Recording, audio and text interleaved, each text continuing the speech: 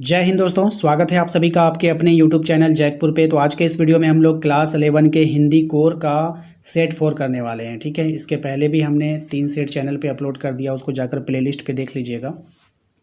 चलिए शुरू करते हैं। वीडियो को अभी से लाइक कर दीजिए, चैनल पे पहली बार आए तो सब्सक्राइब जरूर कर लीजिएगा।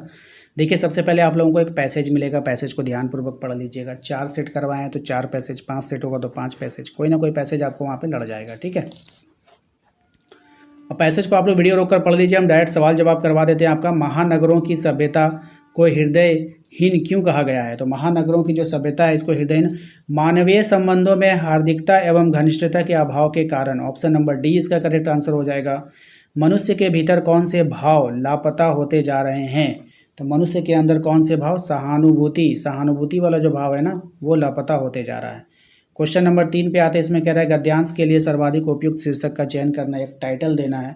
तो महानगरों की सभ्यता, आप इसको टाइटल दे सकते हैं। हृदयहीन का क्या अर्थ होता है? तो हृदयहीन का अर्थ होता है निष्ठुर। क्या होता है? निष्ठुर होता है।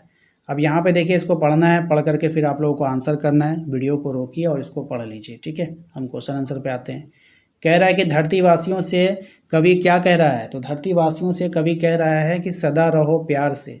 ठीक है, धरती को बांटने के बाद अब मनुष्य किसे बांटने का प्रयास कर रहा है? तो धरती के बांटने के बाद अब मनुष्य जो है घर द्वार को बांटने का प्रयास कर रहा है।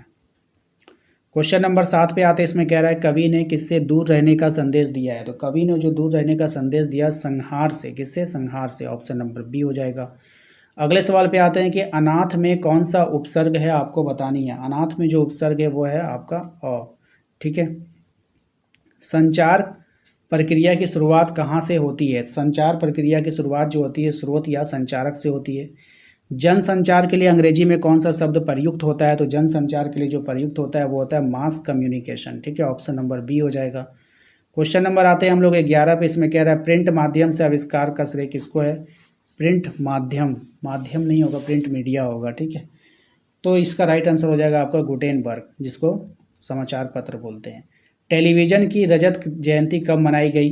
तो ये जो मनाई गई थी, ये मनाई गई थी 1984 में। भारत में आकाशवाणी कितनी भाषाओं में कार्यक्रम प्रस्तुत करती है? तो ये कर दी है आपका यहाँ पे देखिए 20-24 है, तो 23 होगा राइट आंसर इसका। ठीक है, इसको आप लोग देख लेना, ऑप्शंस मुझे नहीं ठीक नहीं लग रहा है। जनसंचार का सबसे नया और लोकप्रिय माध्यम क्या है? तो जनसंचार का सबसे नया और लोकप्रिय माध्यम है आपका इंटरनेट। फीचर में तथ्यों की प्रस्तुति का ढंग कैसा होता है? तो फीचर में जो होता है वो कैसा होता है? मनोरंजक होता है। कैसा होता है? मनोरंजक होता है। मुद्रित माध्यमों की सबसे बड़ी सीमा क्या है? सही जवाब हो जाएगा तुरंत घटी घटनाओं को प्रस्तुति में अभाव, प्रस्तुति का अभाव। नहीं समझे, इसका मतलब समझा दें। मुद्रित माध्यम मतलब छपाई वाला जो माध्यम, जैसे अखबार होता था, अखबार में तुरंत घटी हुई घटना को नहीं देख पाओगे। अब कल जो अखबार आएगा तब आपको मिलेगा न्यूज। लेकिन टेलीविज़न में क्या होता है, कोई ऐसी घटना घटती है 5 मिनट के अंदर आपको पता चल जाता है। ठीक है, वही चीज़ बता रहा है। आलेख एक विद्या है। आलेख क्या है? एक विद्या है, आपको बतानी है। गद्य लेखन की विद्या है।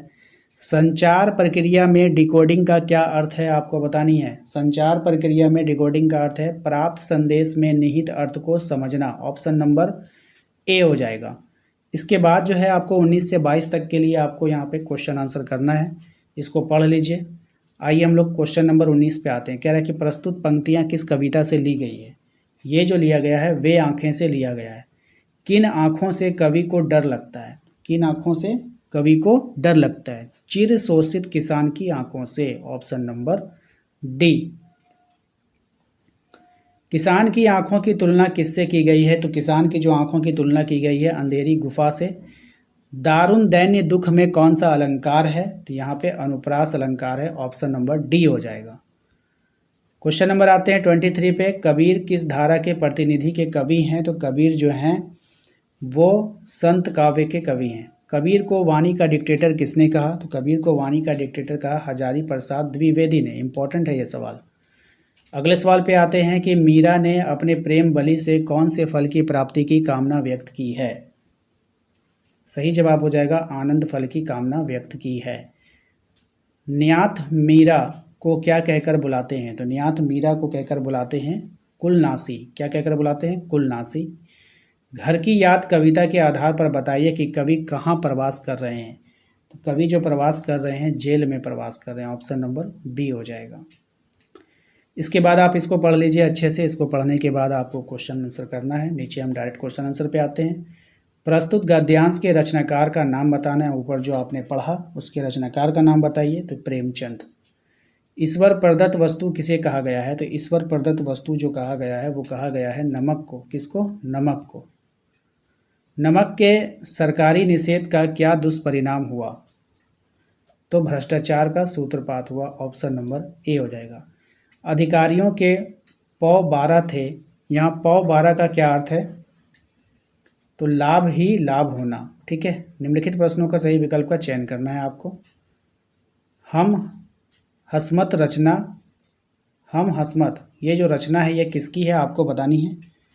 तो कृष्ण सोबती की रचना है। ऑप्शन नंबर ए हो जाएगा। लेखिका मियां नसरुद्दीन के पास क्यों गई थी? तो लेखिका मियां नसरुद्दीन के पास गई थी साक्षात्कार लेने के लिए, यानी इंटरव्यू लेने के लिए। सत्यजीत राय का जो मूल रूप से कहाँ के रहने वाले थे वो आपको बतानी है। तो ये पश्चिम बंगाल के रहने वाले थे। कौन सी फिल्म की शूटिंग का काम 2.5 साल तक चलता रहा? तो ये जो चला पाथेर पंचाली का। ठीक है, ऑप्शन नंबर बी। पंडित आलोपीदीन किस कहानी के पात्र हैं? तो ये जो है नमक का दरोगा का पात्र है। राजस्थान की रजत बूंदे पाठ के रचनाकार कौन है? तो इसके जो पाठ के रचनाकार है वो अनुपम मिश्र है। ठीक है, याद रखिएगा कौन है? अनुपम मिश्र है। क्वेश्चन नंबर आते हैं हम लोग 38 पे। इसमें कहा गया है कि कुएं की खुदाई का काम कौन करता है? तो खुदाई का काम करेगा चेज़ारो। क्वेश्चन नंबर आते हैं 39 पे। कह रहा है राजस्थान के रेत की विशेषता क्या है आपको बतानी है। तो राजस्थान की जो रेत की विशेषता है, रेत के कण बहुत बारीक होते हैं। रेत के कण एक दूसरे से चिपकते नहीं हैं। रेत के कण अलग अलग रहते हैं। उपरोक्त में से सभी। तो उपरोक्त में से सभी ऑप्शन नंबर डी हो जाएगा। क्वेश्चन नंबर आते हैं 40 पे। क्वेश्चन नंबर देखिए 40 में कह रहा है आपसे कि चेलवांजी अपने सिर की रक्षा कैसे करते हैं। तो चेलवांजी लोग जो होते हैं ना, अपने सिर की रक्षा कैसे करते हैं बताइए। बर्तन की टोप से। कैसे करते हैं? बर्तन की टोप से। ऑप्शन नंबर ए इसका करेक्ट आंसर हो जाएगा। तो दोस्तों आशा करते हैं कि आप लोगों को आज का ये वीडियो पसंद आया होगा। वीडियो अच्छा लगा है तो प्लीज़ लाइक कीजिए। चैनल पे पहली बार आएँ सब्सक्राइब कर लीजिए। घंटी वाले आइकन को ज़रूर प्रेस कीजिए ताकि आने वाली हर एक वीडियो का नोटिफिकेशन आपके मोबाइल पे जाता रहे। मिलते हैं नेक्स्ट अगले वीडियो में। Thank you.